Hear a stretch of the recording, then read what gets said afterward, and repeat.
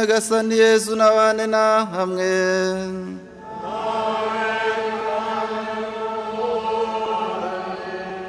Amagambo yo mu Ivanjiri ntagatifu uko yanditswe na Yohani.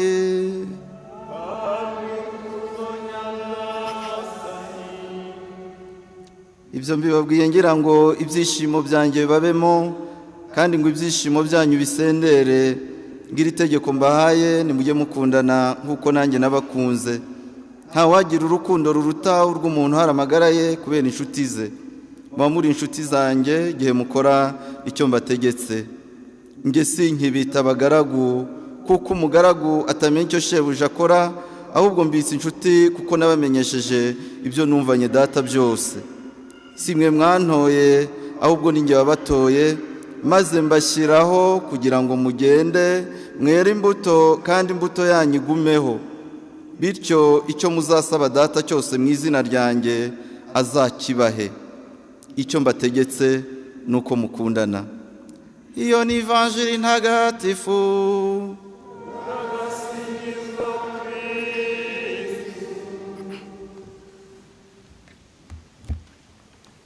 Bavandimwe, Kristo Yezu akuzwe. Kuri uyu mugoroba duteraniye hano uko twabizirikanye mu ntangiriro y'iki gitambo, twaje gusingiza Nyagasani ku ngabire ye biba mu mitima yacu, maze iyo ngabire ikadutunga, ikatubeshaho kubemeye kuyakira. Indirimbo yakurikiye isomo rya mbere, Nyagasani ubwe aratwibwirira ati murumve twana twanjye nabaraze urukundo. Niwo mutwe nifuje ko twazirikanaho muri iyi nyigisho yo kuri uyu mugoroba twizihiza Saint Valentin Nkirisitu. Mwene muntu uko yaremwe, uwo ari we wese ntabwo yaremewe kuba nyakamwe, kuba nyamwigendaho, ku mvugo za kino gihe kwipapa cyangwa kwimama, ntabwo ari icyo yaremewe. Twabyumvise neza mu isomo rya mbere, aho Imana yashyize umutima wa mwene muntu, maze ikabona urwo rukundo ifitiye mwene muntu, itabinezerwa mwene muntu atabonye mugenzi we, kugira ngo bakomezanye urugendo. Niho isomo ryatubwiye ati Imana si byiza, iravuga si byiza ko mwene muntu aba wenyine. Usibye n'ibyo, aho uzajya hose, mu bantu bose no mu bihugu byose, uzasanga abantu bose bakenera gukunda, bagakenera no gukundwa.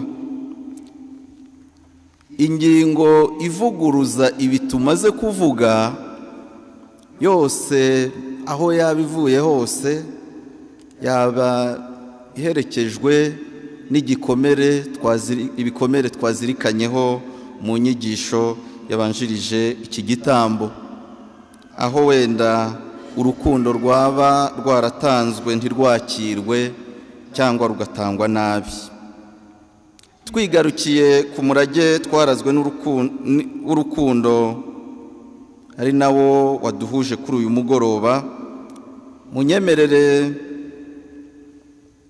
tuvuge kuko uwawuronse, wawakiriye, wawemeye umubeshaho, ni nawe ndetse mwana w'Imana, nk'uko Yohani Mutagatifu abitubwira mu ibaruwa ya mbere yanditse, aho agira ati nkoramutima zanjye ni dukundane, kuko urukundo rukomoka ku Mana, kandi umuntu wese ukunda aba yarabyawe n'Imana, akaba akanayimenya. Ibaruwa ya mbere yanditswe na Yohani umutwe wa 4 umurongo wa 7. Gusa bavandimwe, iri saro ry'agaciro gakomeye rifite ibyonnyi byinshi. Mu ngingo ya 2 rero turazirikana kuri ibyo byonnyi biri kuba byinshi byiyongera, maze ababisamiye hejuru bigatuma bahobera umugabo bita gatanya, urukundo rugakendera gutyo. Turasoza tureba ibyadufasha kugira ngo dusigasire iryo saro dukesha Nyagasani. Ingingo ya mbere, turi abarazwe urukundo. Ndifuza ko iyi ngingo twayibwirana, bwira uwo muvandimwe ati warazwe urukundo. Uko mwegeranye baba abagabo babiri bagira gute, nyine hari abatabonye ababo, ariko tubibwirane, sibyo? Warazwe urukundo, warazwe urukundo. Nkuko twabibonye mu masomo matagatifu, urukundo ni intwaro, ni impano itagereranywa Imana yaraze mwene muntu, yayibibye mu mitima yacu. Isomo rya mbere twabyumvise neza, aho Imana igaragariza mwene muntu ko ihora imaranira ibyishimo bye, ihora yifuza ko mwene muntu yanezerwa, mwene muntu yahorana umunezero. Bigashimangirwa na Mutagatifu Irene, aho avuga ko mwene muntu wishimye, mwene muntu unezerewe niwe kuzo ry'Imana. Imana iduha ndetse intambwe zinyuranye zo gutera ngo tubeho muri urwo rukundo. Mu isomo rya mbere, Imana iha mwene muntu umugisha, kuko izi neza ko umuntu umaze gutagatifuzwa nkuko tubiririmba arangwa n'amahoro n'umunezero. Mu isomo rya kabiri, umugabo arasabwa gukunda umugore we, n'umugore agasabwa kubaha umugabo we. Nyamara se wagize ngo wakunda utubaha cyangwa ngo ukubaha udakunda? Ntibishoboka. Urukundo ni rwo rwa mbere, ni rwogere. Bavandimwe, urukundo tuvuga kuri uyu mugoroba rubeshaho abarufite mu miryango yabo, kuko urukundo rusendereza ibyishimo nk'uko twabyumvise mu Ivanjiri. Umugabo ahamagariwe gukunda umugore we nk'uko Kristo akunda Kiliziya ye, kayitangira. Mu rugo umugabo yitwa umutwe w'urugo, umugore akitwa umutima w'urugo, abana bakaba umutako w'urugo. Umurunga umwe rukumbi utuma urugo ruramba rukaba ari urukundo, kuko Imana ntiyaturaga ibidafite shinge cyangwa ngo iturage ibicagate. Urukundo rero turi kuvuga muri iyi ngingo ya mbere, Pawulo Mutagatifu araruririmba mu ibaruwa ya mbere yandikiye Abanyakorinti umutwe wa 13 umurongo wa 4 kugera kwa 7. Aragira ati urukundo rurihangana, rwitangira abandi, ntirugira ishyari. Urukundo ntirwirarira, ntirwikuririza, ntacyo rukora kidahwitse, ntirurondera karakarwo, ntirurakara, ntirugira inzika, ntirwishimira akarengane, ahubwo ruhimbazwa n'ukuri. Urukundo rubabarira byose, rwemera byose, rwizera byose, rwihanganira byose. Iyi ndirimbo ya Pawulo Mutagatifu ishimangirwa n'itegeko Yezu Kristo aduhaye mu Ivanjiri, mu nteruro isoza Ivanjiri twumvise, aho yagize ati icyo mbategetse nuko mukundana. Ivanjiri yanditswe na Yohani umutwe wa 15 umurongo wa 17. Nyamara bavandimwe, uru rukundo tuvuga none muri iyi minsi ruri kwibasirwa na byinshi, ruri guhangana na byinshi, maze atabyakiriye, tabaye maso ngo abeho muri bya byishimo, akaba yahobera cyangwa yasamira hejuru ibyorezo aho gusama ibyishimo rutanga.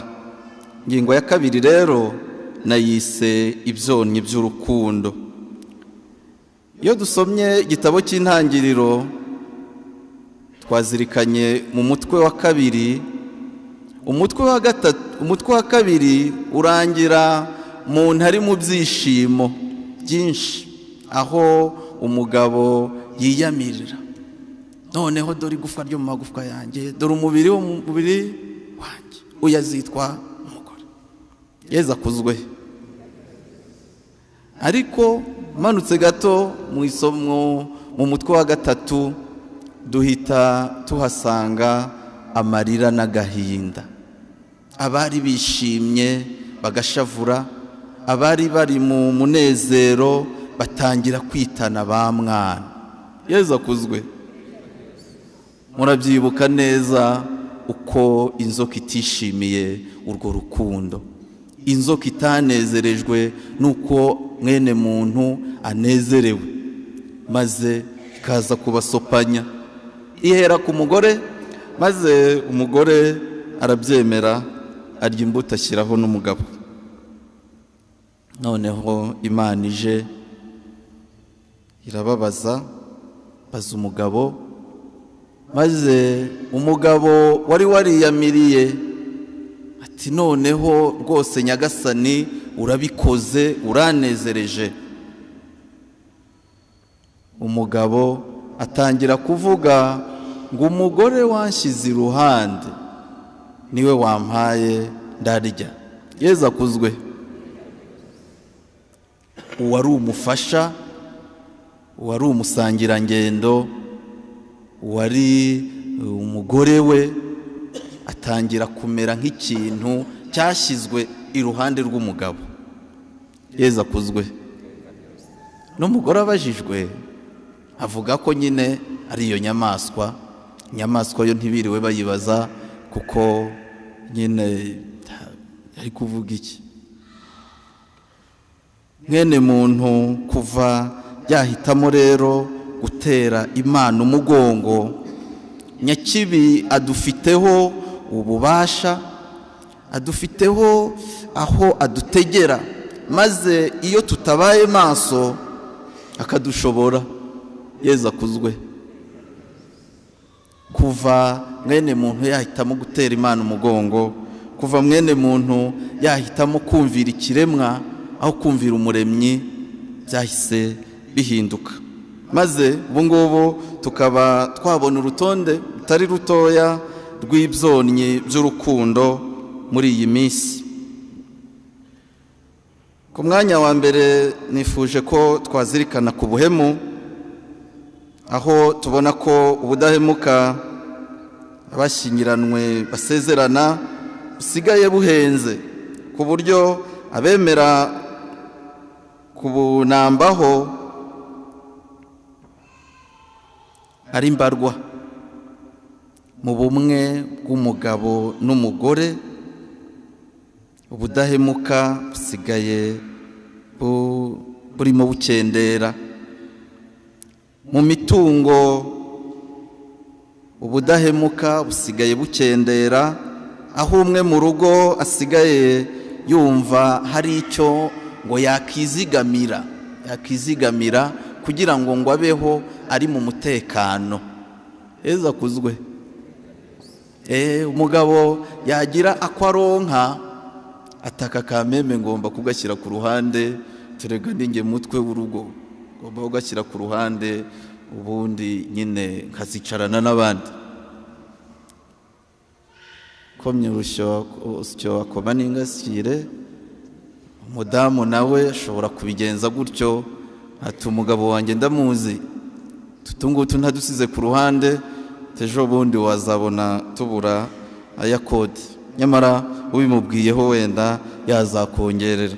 Yezu akuzwe.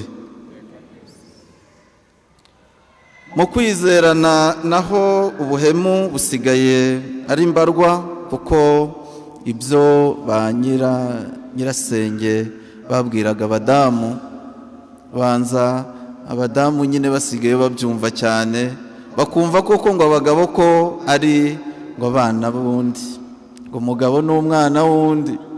Se koko mwabagabo mwe muri abana b'undi? Yezu akuzwe. Niko bimeze di?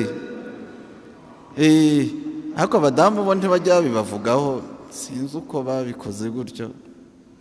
Ubwizerane hagati y'umugabo n'umugore kagira akantu umwe yigobekaho avuga ngo ntawamenya. Icyonyi cya kabiri ni imibereho ya none, aho rimwe na rimwe sigaye gena ko umugabo aba mu ntara imwe n'undi akaba mu yindi, mu gihugu kimwe undi akaba mu kindi. Nyamara abavandimwe, aho urukundo ruri, ntabwo iyo yaba intandaro yo kuba umuhemu cyangwa kwirwanirira mu buryo bumwe cyangwa ubundi, ahubwo aho ngaho ni naho hakagombye kubamo imbaraga nyinshi mu rukundo, mu kuvugana, guhamagarana no mu gusurana mu gihe umwe bimushobokera. Icyonyi cya gatatu nakise urupfu, aho ni mu buryo ruvanga imishinga n'imigambi abakundanaga bari bafitanye, maze ugasanga ruvanze byose. Ariko kandi hano twabonye ko umurunga w'urukundo ukomeza hakoreshwa telefone y'isengesho, maze ngo uwasigaye agakomeza kubona uwo abandi batabona, agakomeza kumva uwo abandi batumva. Yezu akuzwe. Isengesho niryo rikomeza abavangiwe n'urupfu. Isengesho niryo rikomeza bavandimwe ababo bagiye, maze umurunga ugakomeza, bagakomeza gutora imbaraga muri Nyagasani, kuko ari we mugenga wa byose. Ikindi cyonyi nakise amagambo. Aha tuzi neza ko abashyingirwa baba bafite inshuti bakagira n'imiryango, maze rimwe na rimwe abatabifuriza ibyiza bagakora nyine amagambo, ku buryo abakundanaga babatereramo akantu, maze bagatangira kwitana ba mwana. Amagambo mu miryango ugasanga birabavangiye, ariko bavandimwe, ahangaha ntibikwiye, kuko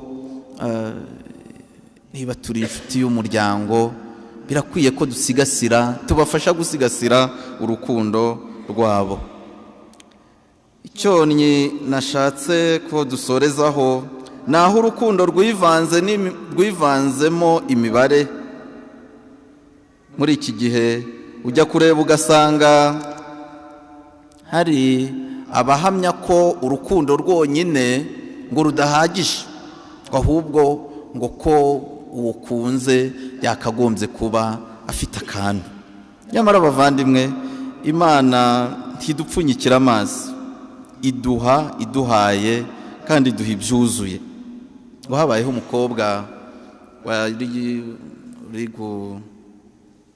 uri muri fiyansaye, ariko nyine muri ya sanse yo kubagarira yose, maze agira nyine abasore arenze umwe, yibona mu ihurizo ry'uwo rero azahitamo. Kitoko yabiririmbye neza, bashiki bacu baragowe. Maze aragenda agisha inama papa we. Amugishije inama rero, papa we aramubwira ati nta kibazo, ntabwo bikomeye cyane, humura. Papa we ahamagara abo bakwe, ahamagara abo basore, bose baraza nyine bari gupiganirwa uwo mukobwa. Bahageze ati rero ndabashimira ko mwabengutse umukobwa wanjye, ariko no kumukobokera ntabwo muzamwegukana gutyo gusa. Noneho abakoresha ikizamini, ati ikizamini cyanjye rero kiroroshye, ni ukwiruka gusa, ubundi umugeraho baramwegukanye. Umunsi rero ikizamini warageze, maze papa ahereza umukobwa we agasaho karimo imizabibu. Noneho umukobwa yari yaratojwe kwiruka, nawe ariruka, yakiruka yabona hari ugiye kumugeraho hagati imizabibu 3 nk'icumi, bagasigara bayitora bayirwaniraho, ubundi akaba ageze kure. Yabona bongeye kumugeraho n'ubundi akabigenza gutyo. Noneho arakomeza, habonekamo umusore umwe wo kubara inkuru utitaye kuri iyo mizabibu, wakomeje akutirije, maze aramwegukana. Amugezeho rero ngewe buri ibanga ryanjye nagize nuko turiya duhenda abana wagiye utariya, ntabwo nabyitaye. Yezu akuzwe, singe wahera. Ukuntu byagenze rero birashimangira iyi ngingo y'aho urukundo rwivanze n'imibare, aho umusore cyangwa umukobwa cyangwa imiryango biri kuvangirwa muri ibi bihe no gutesha agaciro urukundo, ahubwo rukavangwa n'ibintu. Wa musore we, ukundiye iki uriya mukobwa? Yezu akuzwe. Nishimiye kubona banza hari couple, ari abasore bagiye bari kwiga kurikirana umubano. Nababonye ni byiza kuko barakomeza nyine gushishoza. Namukundiye iki? Akubajije wasubiza ko wamukundiye iki? Ese mwebwe muri kumwe akubajije wavuga ko wamukundiye iki? Nta mibare yivanzemo. Yezu akuzwe.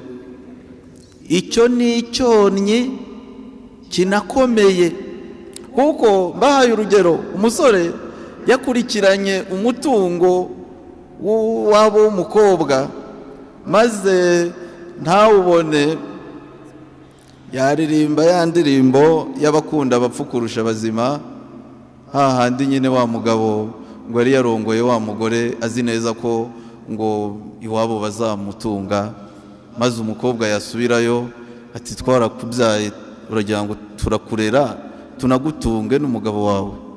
Biba gutyo. Cyakora nyine umugabo aza kwiga umutwe wo gupfa, apfuye bazana ibintu, babona ibibatunga, babirukaho nyine, ati twababonye mukunda bapfa kurusha abazima. Ibintu tibikatuvangire, imiryango ikomeye izwi tibikavange urukundo mufitanye. Yezu akuzwe. Gusa bavandimwe, byatinda byatebuka, nta kizakuraho urukundo, nimuze turusigasire.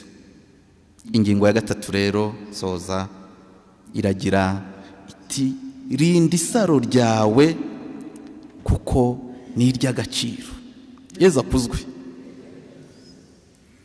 Ndagira ngo ko nako tukabwirane, rinda isaro ryawe kuko ni iry'agaciro. Twagiye. Arakoze cyane.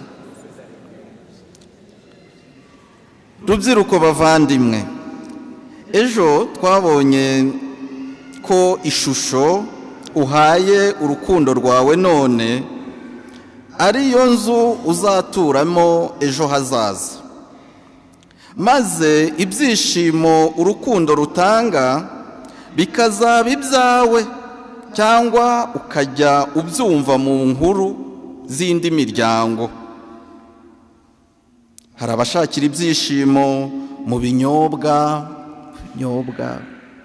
Mvuze iby'ibinyobwa ntabwo mbavuze fanta, mvuze nk'imimanurajipo, mundurinde ndetse n'izindi, bya bindi unywa maze bikakuvana muri mudu, niba ari uko babivuga, cyangwa bikayigushyiramo.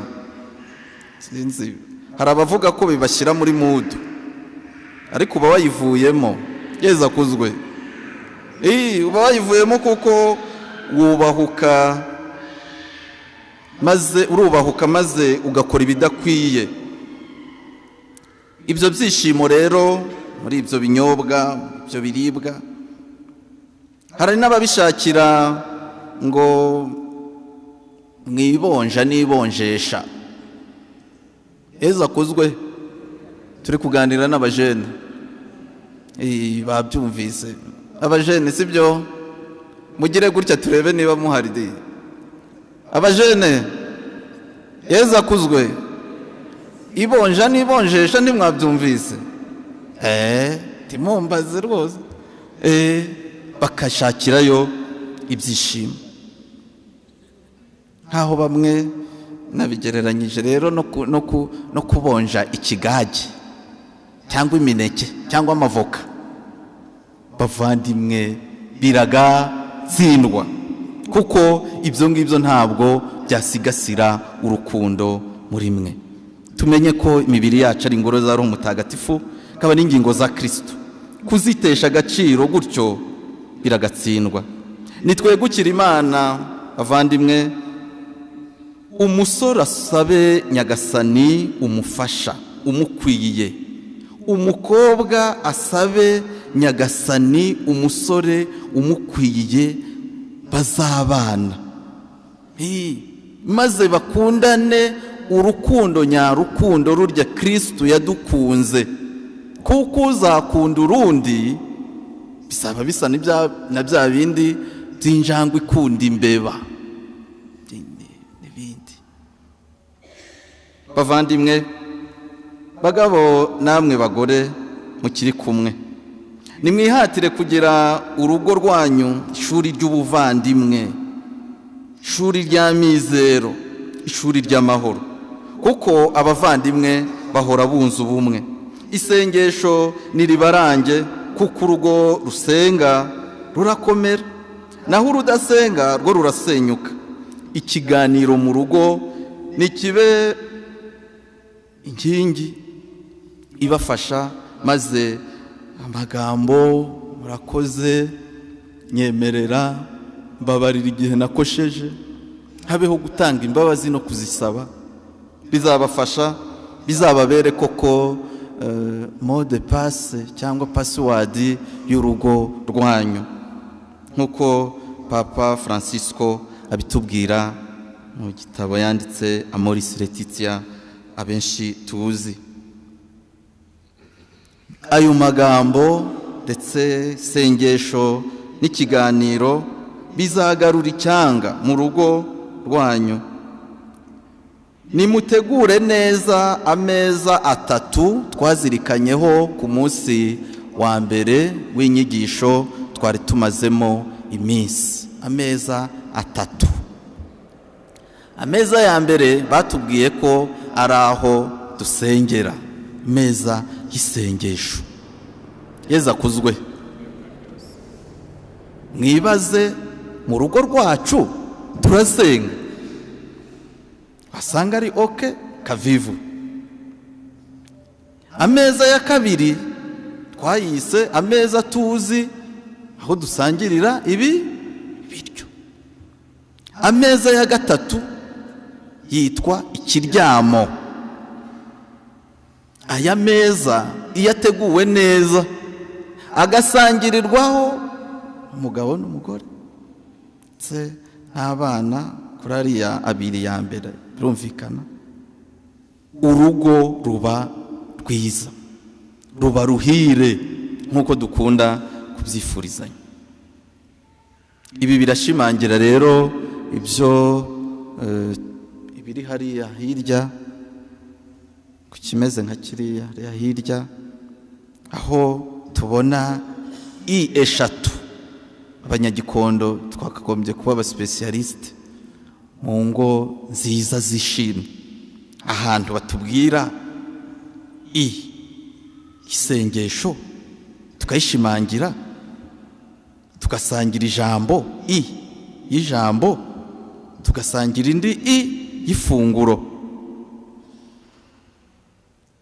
Muragasazana rero bavandimwe, kandi Nyagasani arakabaha imigisha yose mukesha ingabire y'isakaramento mwahawe. Bavandimwe mwasigaye mwenyine, umugabo cyangwa umugore, urupfu rwarabasuye, kandi ahari uwacu natwe niho tugana. Nimukomere ku Mana, maze muharanire kubaho mudatera agahinda abigendeye, nk'uko Papa bigarukaho muri kiriya gitabo Amoris Laetitia mu ngingo ya 255 na 256, aho agaragaza ko abagiye ntabwo bishimira ko tubaho mu gahinda. Ntabwo bishimira ko tubaho mu gahinda, ahubwo bishima iyo nyine tubaye muri uwo musabano w'isengesho. Mu isengesho niho muzumva intambuko y'abigendeye, niho muzumva ubumwe butabonwa n'abandi, kuko umurunga w'urukundo ntaho wagiye. Urukundo rero Nyagasani yaturaze ni rwa rundi adusaba ko tumukunda kuruta ibindi byose n'abandi bose, ubundi tugakunda mugenzi wacu nkatwe ubwacu. Dusabe rero Nyagasani kugira ngo kuri uyu mugoroba turuzirikanaho, turusabira, twiture twese, maze twakire urwo rukundo, twese twegukire Imana. Nitumara kuyegukira tuzahita tubona ibivumbikisho, maze tubone urukundo dusangiza bagenzi bacu. Dusaba Imana rero muri gitambo cy'Ukaristiya kugira ngo mu mibereho yacu, abajene, abari kumwe n'abasigaye bonyine, Nyagasani abahe umugisha, kandi umubano wabo awubakomereze. Muri ubwo buntu bwe abakomeze, maze tuzanezerezwe no kwibanira mu bwami bw'ijuru. Maze rero bavandimwe, urukundo twarazwe mureke tururyohemo, kuko ruzatugeza ijabiro kwa jambo nidukomeza kurusigasira.